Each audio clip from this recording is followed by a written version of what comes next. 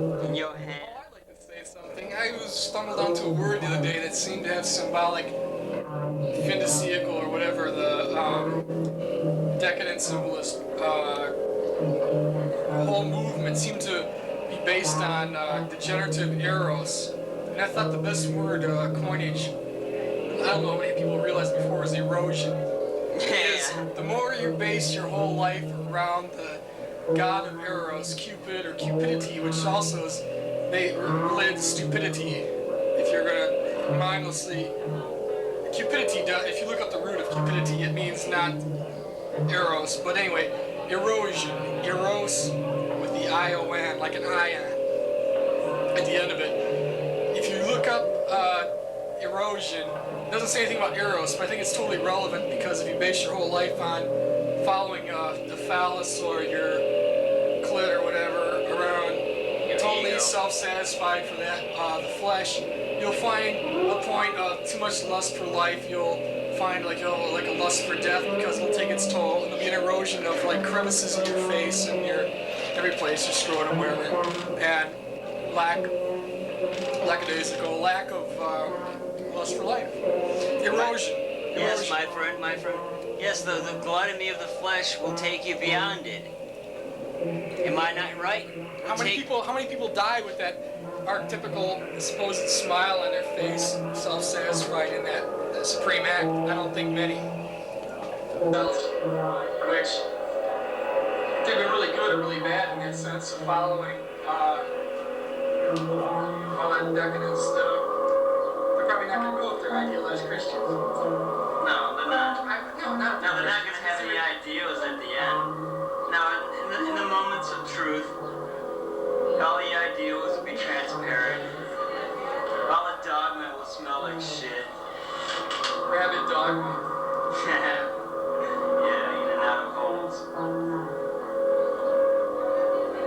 That's all. I just was contemplating that word the other day.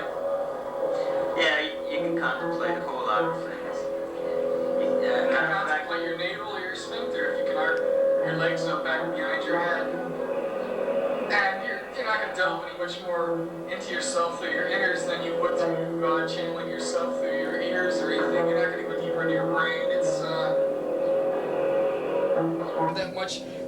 Fingertips aren't that much more of an individual reading than your face. And Oscar Wilde had a lot to say about that in the Dorian Gray thing. And I think all the great people who live life to the fullest always come to that crushing conclusion that you do that and then you become totally jaded to those former stimuli. You will no longer feel the spark, the essence will be so-called depleted, and you will no longer get it will become a dead soul the more you go for those little thrills, kicks, whatever, anyway. You do drugs too much, you do anything too much, and excess is a form of divinity at one point, but it can also become a form of departure, but it can also become a form of shackling, repression, and the thing is to then abstain and then become, reach those ecstatic states from, extremes, all extremes. I don't have anything to say, Frank. Erosion, that's Can the you answer the phone? erosion. Can you answer the phone? Logos. Yes? What are you agreeing to? I don't know, that's the question. You said yes. I didn't ask the question yet. Alright, Dave. Yes, it is Dave.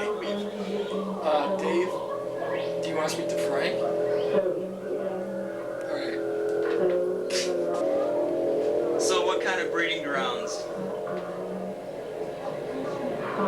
What displacements? Displacements? Displacements are the best sort. Chaos. It's wonderful. And it's within also- chaos there is order. No, I don't think Is so that much. wonderful? There's not so much order as much as as there is order in pixie sticks or games of dominoes. No, there is as equal amount of order as there is chaotic in every situation. It's whatever extreme you happen to be subject it yourself to. Yeah, it's whatever way you it's your point of view, damn it. Anything. Yeah, you know that, damn right. It's all subjective. You can see cosmic revelations in every day and every little thing, or you can choose to see nothing. You can watch game shows and see God as Pat Sajak, or you can see a big game of chess, Wheel of Fortune, like you can make. It's, Will. And in fact, it is the other wills that are persuading you to give up your own true identity. It is a real Shakespeare. We can't wax eloquent all the time. You see, we can always very pretentious literary illusions. But I think that there's there's a lot to be said for will, and the fact that besides just the reinforcement of will, it can seem like a sudden revelation of waking up from a stupor or a drunken state, or not just, I don't mean a state like a bacchanalian OD sense of desensitization of common information overload input without your will, just being subjected to radio intercars and the media from all around, so oversaturation and deprivation. I mean, you can just come to a state of negating all that bullshit of will, and you can find some amazing truths, some basic, amazing truths. Everybody's asking, what's the meaning of life? What is the question? What is the answer? I mean, more people are asking, what is the answer to life than the question, which I'm not sure is the right way. More people, they all have very different questions. What the fuck should be a uniform, universal question? Maybe a multitude of answers fitting the individual. I'm not sure. I'm not thinking this stuff right now, so I'm not sure. So there ought to be a question and answer incorporation. There ought to be. You'd think it would be like the Jungian collective conscious. Everybody would have a universal question of like, what is the meaning of life? But in different tongues or such, or what is God? What is the afterlife? Is there heaven? What is the meaning? Do we recycle? Do we believe? Should we cash ourselves in for deposit or what? Or should we just wait to find out if there is this big cosmic attraction back to the closest down to whatever elements of recycles is? I don't know. Now the fact that we haven't asked these questions, might it not reveal something that we've already learned? Might we already know the answer to these questions? Yeah, we don't can be ask. very evasive and self-delusional. I believe that also. I believe that maybe if we are, that we are inbred with this thing, bred to attain these goals or some sort of atonement. We are self-deluding ourselves, so we will not stop and contemplate the major omnipresent neon question marks that are floating in front of our irises, embedded in our eyes and our brains, or whatever. If you believe the soul is suspended above the head, in the chest, or in your heart region, in your brain, or your lips, or your tongue, or whatever. Considers the tongue, and we're speaking in tongues. I don't know, maybe it slows the tongue, maybe it animates it by itself, I don't know. What point does it exit? Some people, does it exit halfway through their life? Does it bleed off early, and are they zombies for the rest of their life? I don't mean just like street people that seem soulless, and there are any people that are dead-end occupations and have dead in their mind with social stimuli, TV and such, but what about just people that even go after the big questions? What happens to them? Are they self-deluding themselves after a point that the search for the means to find this answer becomes more important than the actual answer? Does the search become more important than the actual answer to make people self-satisfied and how many people are Christians or not Christians and just whatever faith they choose to believe in, give up at a certain point of like questioning anything, I just think that there should be I don't know if I believe that the whole world should be malcontents in the sense of finding some sort of something they can believe in, some alliance, but wouldn't it be wonderful if everybody did have something to believe in universally? And then when they have these stupid things like people could join hands around the world, but they could actually have something to believe in. Wouldn't it be great if everybody could connect physically and also spiritually? Wouldn't that be the idealized mankind? Somebody's always got to have something over on somebody else, and it just doesn't work. That's the whole. I don't mean just in the capitalist system. I mean just in the spiritual world.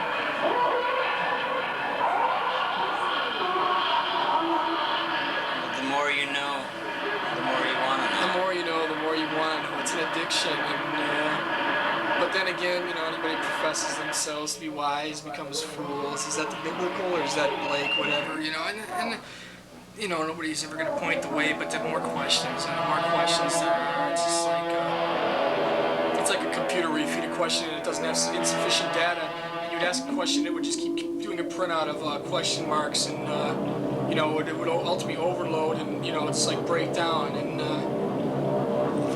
Feedback, the screech of feedback, the screech of an intoxicated man's mind when he reaches that overload point and all what that. What about the cerebral feedback?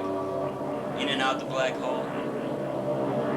Black holes are a wonderful concept. I think that's also should be held into psychiatry as a good point, because I think that there's a great thing to be said for voids, and people stare too much into themselves. They stare into this cosmic spiral of nothingness when they contemplate too deeply.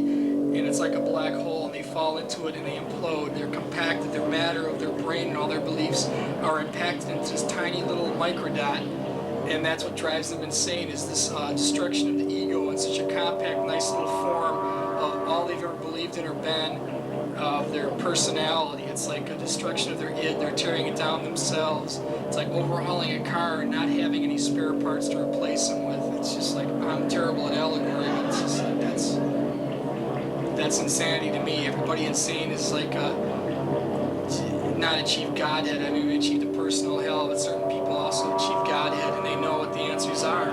We just don't know how to get them from them, and they don't know how to state them to themselves. But they've found, like, some people have achieved nirvana, and some people have personal hells, and I think there's a lot to be said for so-called sociopaths or psychopaths or people that are living in their own world. Whether they're taking it out on other people or catatonic and unresponsive to to other people. I don't know. There's no. No, some people can be in the presence of a holy man. The presence of a holy man. Yeah. Well, you could find out the real ones from the fake ones by. I don't think there is any true holy relics, because I don't think there is any inherent spirituality or healing powers in any fragment of any saint's bone. I don't care if Christ wiped his ass in this piece of parchment or whatever that's been around. I don't care if it's a corn cob or whatever. Been around. I mean, there's no sliver of the cross that's going to heal anyone of anything. Catherine Coleman, she's dead. If she could heal anybody, she would have healed her own ass, and she wouldn't be dead. All these people, the so-called faith healers and all this shit, it's if you believe in it, maybe you can do it because you have the power in yourself to do it anyway, and it's not because of any omnipresent,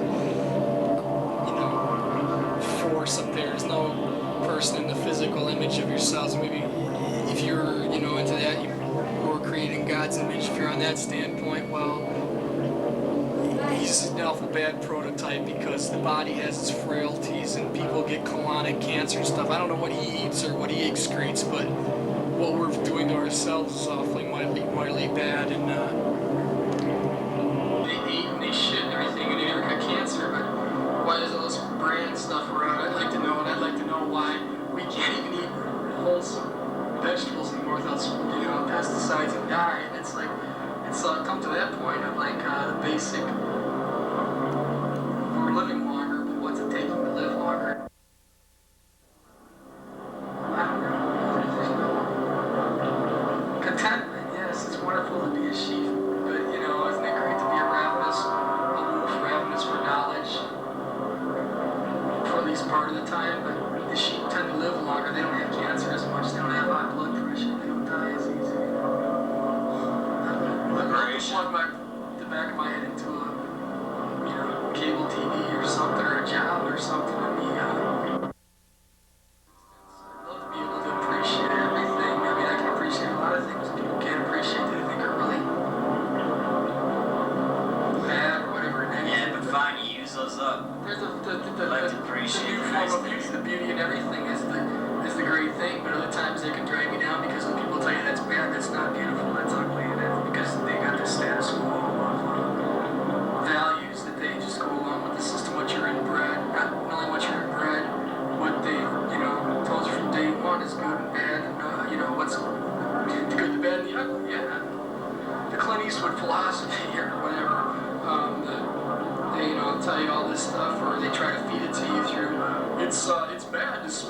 natural BO smells. You have to plug up your pores and armpits with this, whatever, this additive or whatever, all this stuff, it's like that, taking away the nature and the natural and making it funky, feminine hygiene too, it's just like normal body odors, or, people with food in their teeth, and you have to brush them every day, like, people in the old days didn't brush their teeth, and they last a long time, and, people that have glasses back in the DCs, and how they get around, what the hell, just Caesar with, like, bifocals, I don't know, what the pharaohs, I don't know, we're more advanced, though. We have the technology. We know what causes these diseases. We have the, whatever it means to stabilize them or eradicate them. And I guess that separates us in advancement is these things that make the common everyday dire little things like brushing your teeth. You can have electric toothbrush. That's much easier. They didn't used to even brush their teeth, and now we have contact lenses. They didn't have glasses even back then. Bifocals, now we have contact lenses. We have television. We have all these different luxuries. God knows what. We have we can turn on. We want solids. We can turn on and see televangelist. And if he's not a fire and brimstone sword, he's a nice coaxing soft cell sword for your dollars. He'll give you some balm for your soul. He'll give you a snake oil for your disease, and you'll be content for a little while, and until you send him more money, because that's buying your ticket into heaven. You're getting a stairway to heaven, an escalator to heaven. Whatever. You've got better things to take anyway than me. What about Detroit? Detroit? Oh, I like what you said about Detroit. Well, I always thought Detroit the best. I'm not the best at metaphors of what, but I think Detroit would be people coming here to work on a machine in industrialized society, and El Dorado being like the Spaniards, conquistadores, idealized gold, El Dorado, the gold, the city of gold. They could just come and pillage and take and rape and take and there, and they gave people fucking venereal disease and stuff for the downfall of the great society that were probably more advanced than they were, and certainly less greedy, and they were partially killed for that. People came here thinking, industrialized society, it's going to make easy buck, we're going to make factories, making cars. The auto industry fell in on itself, and El Dorado is pretty much now rusting old.